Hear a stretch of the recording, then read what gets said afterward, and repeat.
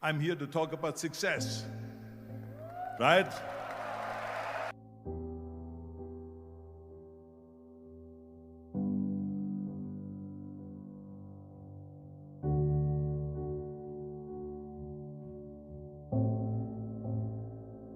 The first rule of success is to have a vision. You see, if you don't have a vision of where you go, and if you don't have a goal where you go, you drift around and you never end up anywhere. It's like you can have the best ship in the world, you can have the best airplane in the world. If the pilot or the captain doesn't know where to go, it would just drift around. It would not end up anywhere, or most likely in the wrong place. So I was very fortunate that I stumbled onto my vision. I mean, as you know, I was born in 1947 in Austria after the Second World War. And I didn't really like Austria when I grew up. I couldn't wait to get out of there. I couldn't see myself becoming a farmer or a worker in a factory or anything like that. Even though my parents wanted me to stay there and have a normal life. My father wanted me to become a police officer like he was. My mother wanted me just to stay there and marry a girl with the name of Heidi, hopefully, and have a bunch of kids and run around like the Van Trapp family in The Sound of Music. But that was their vision, not mine. My vision was totally different. I felt that I was born for something special, for something unique, for something big. Do you know how great it felt that I knew where I was going? Imagine the majority of people don't know where they're going. When you have a goal, when you have a vision, everything becomes easy. Because remember that in America, for instance, when you study, you will see the percentage of people that like their jobs. 74% hate their job in America. Now, there is not much different when you come to Europe. The majority of people don't like what they're doing because they're really not doing it because they didn't have a goal and they followed this goal. They just aimlessly drift around, and then all of a sudden there's a job opening, so they get that job because you have to work. But then when you work, it's a chore. It's work. It's not fun. So if you think about, only a quarter of the people really enjoy what they're doing in life. That is unbelievable if you think about it. So I felt so blessed that I knew what I was doing. It's like a medical student that studies and knows he wants to become a doctor. You know where to go. So I knew where to go. So people always ask me, when they saw me in the gym in the pumping iron days, they say, why is it that you're working out so hard? 5 hours a day, 6 hours a day, and you have always a smile on your face. The others are working out just as hard as you do, and they look sour in the face. Why is that? And I told people all the time, I said, because to me, I'm shooting for a goal. In front of me is the Mr. Universe title. So every rep that I do gets me closer to accomplishing that goal, to make this goal, this vision turn into reality. Every single set that I do, every repetition, every weight that I lift will get me a step closer to turn this goal into reality. So I couldn't wait to do another 500-pound squat.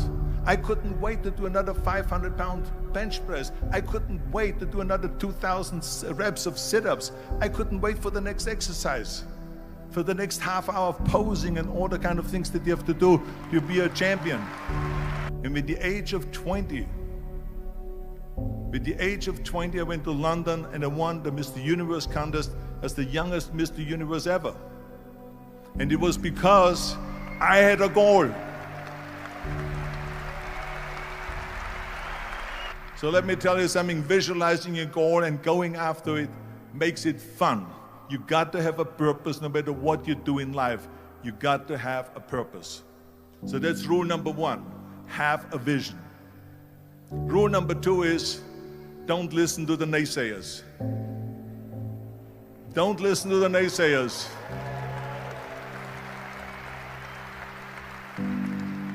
Everything I ever did, the thing that I heard out of people's mouth was, that's impossible. that can't be done or no.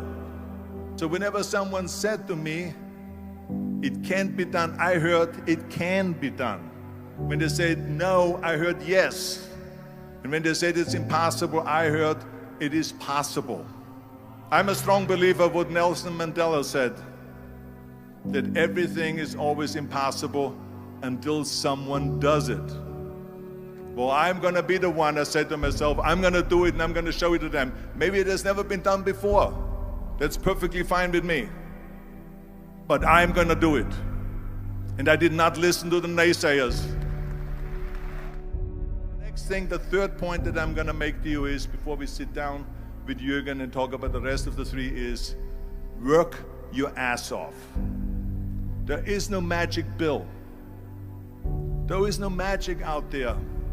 You cannot get around. You have to work and work and work. And it drives me crazy when people say that they don't have enough time to go to the gym for 45 minutes a day and work out, or to do something for 45 minutes to an hour a day to improve, if it is physically improve or if it is mentally to improve.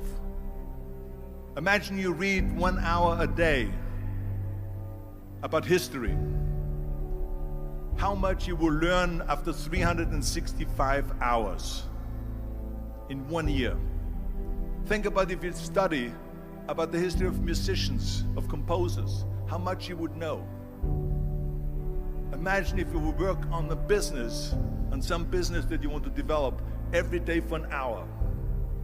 Imagine how further along you will go and get. So it drives me nuts because we have, when people say we don't have the time, we have 24 hours a day. We sleep 6 hours a day, so that gives you still 18 hours. And there's someone shaking their head out here in front to say probably, I don't sleep 6 hours, I sleep 8 hours, right? Or just sleep faster.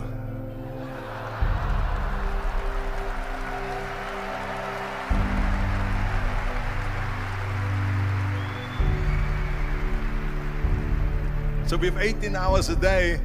The average person works around 8 to 10 hours.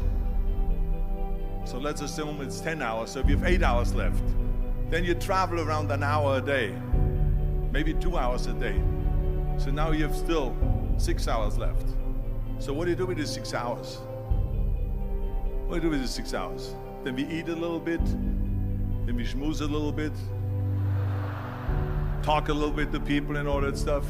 But you can see how much time there is available if you organize your day. So you got to work hard. I mean, let me tell you something. When I went to America, I went to college. I went and worked out 5 hours a day. And I was working on construction. Because in those days in bodybuilding, there was no money. I didn't have the money for food supplements or anything. So I had to go to work. So I worked on construction. I went to college. I worked out in the gym, and at night from 8 o'clock at night to 12 midnight, I went to acting class 4 times a week. So I did all of that. There was not one single minute that I wasted. I became very friendly with Muhammad Ali in the 70s. And Muhammad Ali worked his butt off. And I saw it firsthand.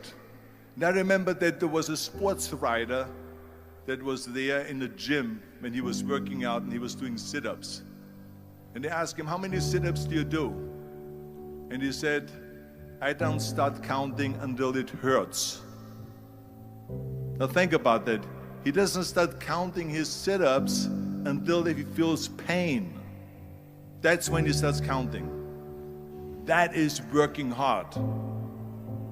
And so you can't get around the hard work. It doesn't matter who it is. As a matter of fact, I believe what Ted Turner said, work like hell and advertise.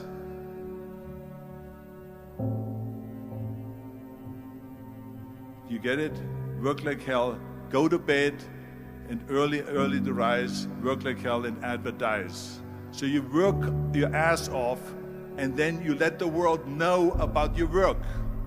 That's what it is all about. Let people know. If you have a company, if you have a movie, if you do sports, work your ass off, but then advertise and let everyone know. I hate Plan B. And I tell you why. Because we have so many doubters, as I've said earlier, the no-sayers. We have so many of those people that say no and you can't do it, it's impossible. That is okay because we just turn off, as I said earlier, and we listen and we hear the no being a yes. You can't do it, you can do it, and all of that. So that is possible to do that amongst all the negative people around you. But when you start doubting yourself, that's very dangerous. Because now what you're basically saying is that if my plan doesn't work, I have a fallback plan, I have a plan B. And that means that you start thinking about plan B, and every thought that you put into plan B, you're taking away now that thought and that energy from plan A.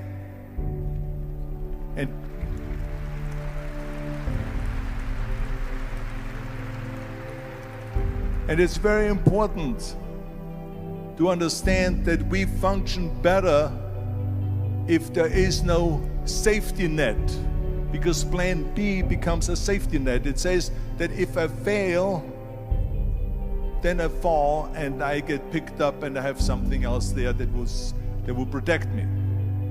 And that's not good, because people perform better when there's no safety net. People perform better in sports and everything else if you don't have a plan B. To me, it is very dangerous to have a plan B, because you're cutting yourself off from the chance of really succeeding. And the reason, one of the main reasons why people want to have a plan B is because they are worried about failing. What is if I fail, then I don't have anything else? Well, let me tell you something, don't be afraid of failing, because there's nothing wrong with failing. You have to fail in order to climb that ladder. There's no one that doesn't fail. We all fail. It's okay.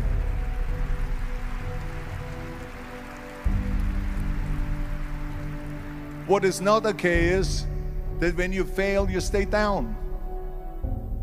Whoever stays down is a loser.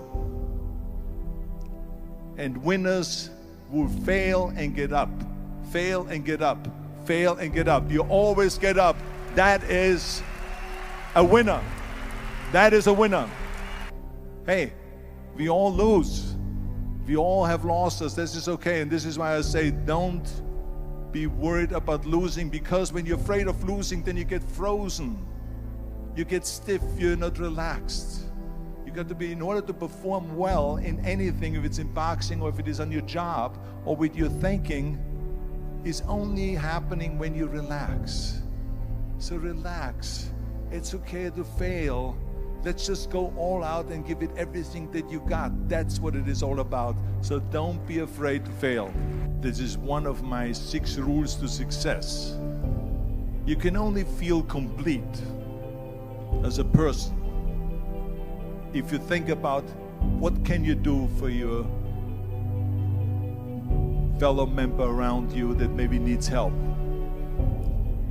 I felt like that. Everyone has a different motivation why you get into that. I was an immigrant going to America, and I saw how America was the most generous country in the world. I mean, they opened up their arms to me, they helped me, they invited me for Thanksgiving dinner. The people, they brought me, the bodybuilders in the gym brought me plates to my apartment because I had no plates, I had no silverware, I had no bedware, I had no pillows, I had no blanket, I had no TV, I had no radio, I had nothing. They brought it to my apartment. They helped me. And I saw that firsthand, this generosity in America.